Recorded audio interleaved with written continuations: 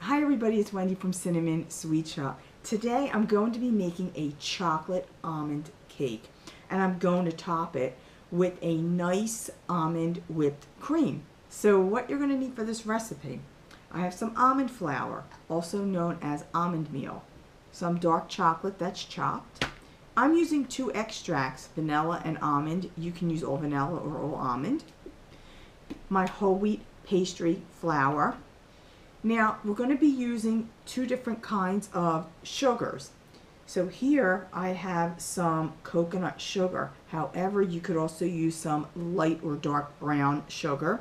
And then I'm using my organic granulated sugar.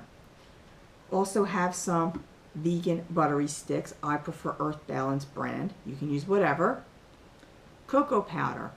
I am using a mixture of Dutch process and regular. Baking powder, eggs, and some instant coffee. Now, using an 8-inch pan lined with a parchment sheet and sprayed with some canola oil real well. To prepare, first thing we're going to do is add 1 to 2 tablespoons of hot water to the coffee powder. And I just want to make it to a pasty consistency, so I'm going to start with 1 tablespoon, and that looks pretty good. Melt your chocolate and then put it off to the side and let it cool for a little while. Now in my mixer, I have both the sugars in there. I'm going to beat in the butter. This is softened butter, by the way, and I want to beat this for about 5 minutes until we get that nice fluffiness. Add in the eggs one at a time. So I'm going to add that one in, beat this up real well, then add in the second egg, then the final egg. Now I'm going to add in both extracts.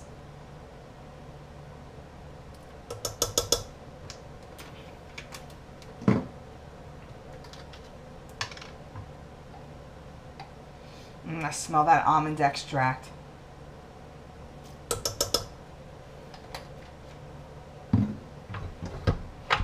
Continue blending. I combined my flour, my cocoa powder, and my baking powder together. I'm going to add it to the wet ingredients just all in one lump sum. Mix this just until it's combined. Then add that coffee paste.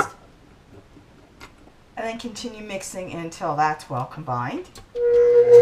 Now I'm hand mixing in the almond flour. Then I'm going to hand mix in the melted chocolate.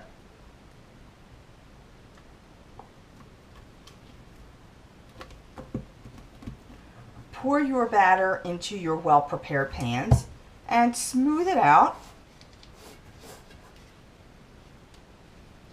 Now we want to bake this until the cake is still a little bit fudgy in the center. So it's going to be anywhere from 40 to 55 minutes. It's a wide time frame, but keep an eye on your cake because everyone's cake gets done at a different time depending on how your oven is calibrated. I'm making the whipped topping, and to do this we're going to need a stabilizer. This will keep your whipped cream nice and firm and not real thin and lumpy. So I'm going to be using my hand mixer for this particular recipe. And first I want to create my stabilizer. So I have some gelatin and I bloomed it in some cold water. And I let that sit. So now I'm going to add some boiling hot water to the gelatin and then mix it real well. Because I'm going to get all those lumps out. So what you want to do is chill your bowl, and I even chilled this beater because you want this heavy cream very, very cold in order for it to be able to form into a nice whipped cream. So after the stabilizer is made, I took my cream and I sweetened this with some stevia. So I added in about a tablespoon of stevia. You can adjust to whatever your sweet desire is, or you could check out the link at my website below, where I do have this recipe using regular confectioner sugar. I also added in some almond extract, and I'm whipping it up to about medium done.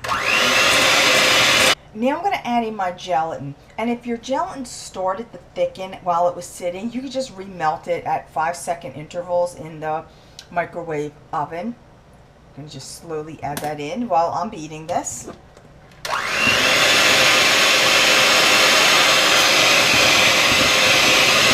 So I let my cake cool completely. Now, as it cooled, it did sink in a little bit. It may have a few cracks. Not to worry, because we're just going to cover it up with the whipped cream. And don't have to get real fancy with this. Just going to plop it on top. Smooth it around a little bit. You could use a pastry bag. I just didn't feel like getting one dirtied up. And you can make it look a little nicer by adding some chocolate shavings, or in my case, I'm just going to add chocolate chips. You could even add some fruit, some nuts.